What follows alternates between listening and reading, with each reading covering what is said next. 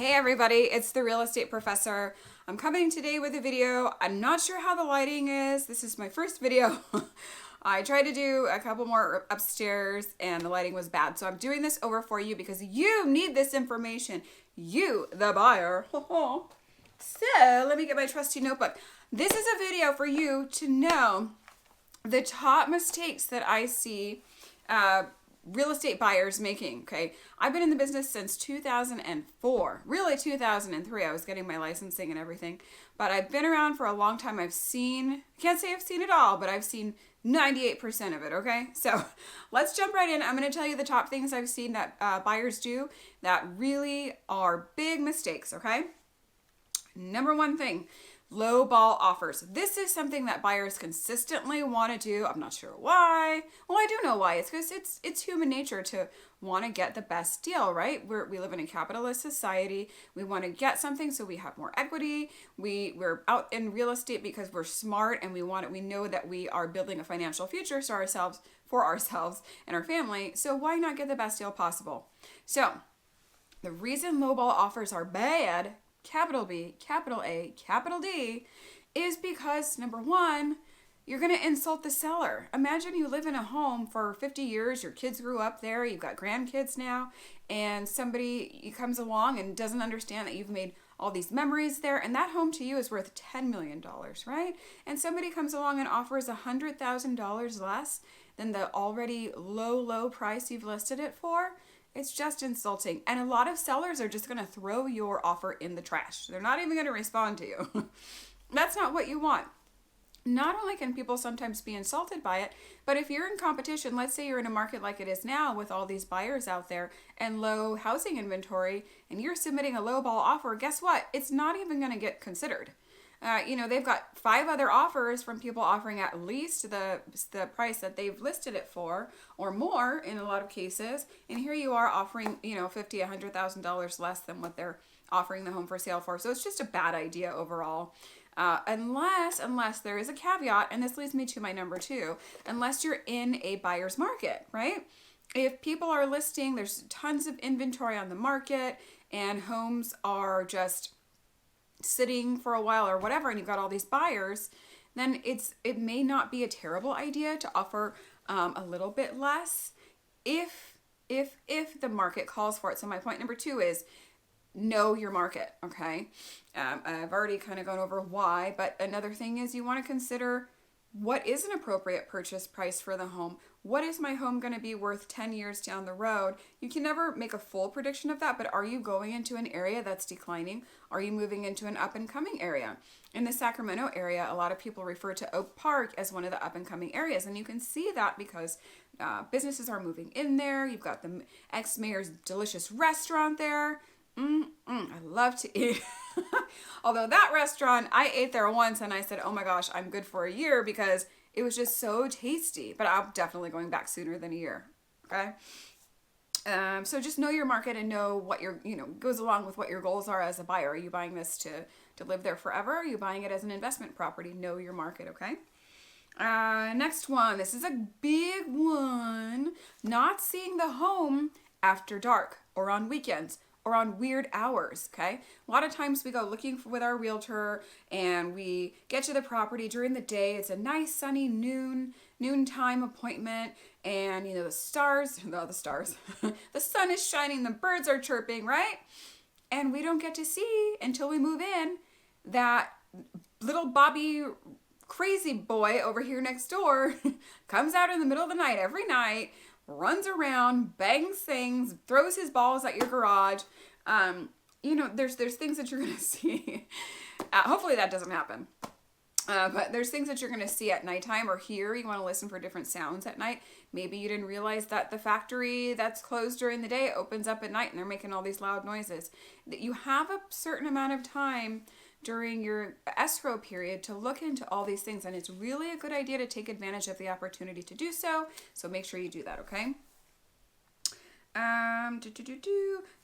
The next one, not reviewing your HOA documents and your CC&Rs, okay?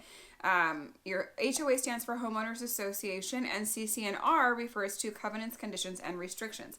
Now, these are the things that will put restrictions on your home and what you can or cannot do. Okay, the CCNRs. You may be moving to a home that doesn't have an HOA and you think, oh good, I don't have to worry about any rules. That's not the case. Almost every single neighborhood in California has some kind of rules.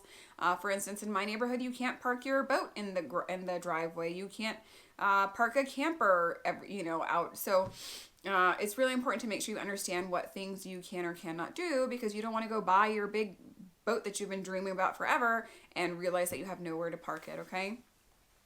With the HOA documents, it's super, super, super important that you think about, or that you review your documents for at least 12 months back, okay? You want to look at the financial statements for the last 12 months and also the meeting minutes for the last 12 months, because you want to know, how are they doing financially? Do they have enough money in their reserves, or are they going to start creating an assessment to, an additional assessment on top of your regular HOA dues to fill up those reserves? Are they going to need a new roof and make an assessment for a new roof that's going to cost each homeowner an extra $10,000 over time? So you really need to make sure you understand those things. Your agent is able to get a hold of those documents. You may have to the seller is the one who's actually going to have to request them from the homeowners association in most cases, but you should be able to get that information, and you make sure you review it, okay? That comes to my next point also. Signing without reading. Oh my gosh. Okay, I received the HOA documents. I signed some papers saying I got them. Well, let's say you didn't really read that paper, and guess what? It doesn't just say that you got them. You're signing that you understand, you agree, and you accept them, and you're moving into this property and you signed something you didn't even read, or you didn't even read the purchase agreement. I've seen this so much. It's so unfortunate, and I hate to say it, but there are some agents out there that don't go over everything with their clients and don't explain the purchase agreement, which is just a big no-no. It's a lot of work. A lot of agents probably feel like their clients don't want to take the time to sit down and go over it, or they think that the client's hiring for them to go do the paperwork. But no, that's not the case. You need to sit down with your agent, have an opportunity to review every single line, because you are signing that document. Your agent is not a party to that document. They are not a principal to the transaction. You need a chance to ask all your questions, know exactly what you're signing. And you should be filling out, putting things in the contract that you want anyway. And sometimes you don't know what options you have until you really go through the contract. Okay, so that's important.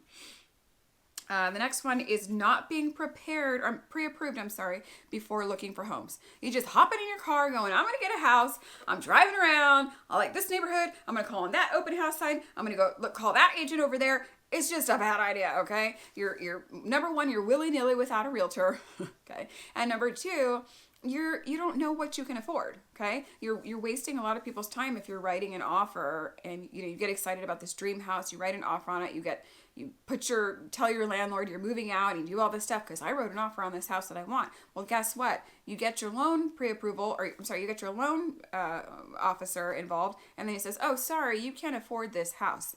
Well, guess what? That was a big mistake. And the reality is no seller that is represented by a good agent is going to let them accept an offer without you having a pre-approval. So just make sure you get that done, okay? That's a really, really big one. The next one is kind of ties in with that. You want to look at different lender rates. So one big mistake is not checking out different lender rates. Banks offer mortgages. You may go to just your bank that you've been banking with for 30 years and think, oh, I got a great deal because I've been a customer of theirs for so long. Of course they're going to give me a great deal, right? No. Okay. There are different lenders, and a lot of lenders don't operate big banks like Wells Fargo or Bank of America. There are private lenders and all kinds of other stuff. So you really want to talk to a loan officer because they have access to several different lenders. And not only that, you want to talk to several different loan officers because they all have access to different lenders, so and different programs. But that doesn't mean that you do that throughout the transaction. Once you find one that has great rates, that you work with well, you stick with that person. And the same goes with your realtor. You don't want to be hopping around doing that kind of stuff. So pick one person, be loyal, because they're going to work hard for you, okay? And actually that brings me to my last one. It's the same thing with your real estate agent. The biggest mistake you can make is not having one and then not being loyal to one. Okay. So your real estate agent is working very hard for you. Okay. If you come to me and you tell me that you want to buy a house, guess what? You've got the next however many months it takes of my time for me to help you find something, and I stick with you through thick and thin. I'm going to review every contract document with you. I'm going to review every disclosure with you.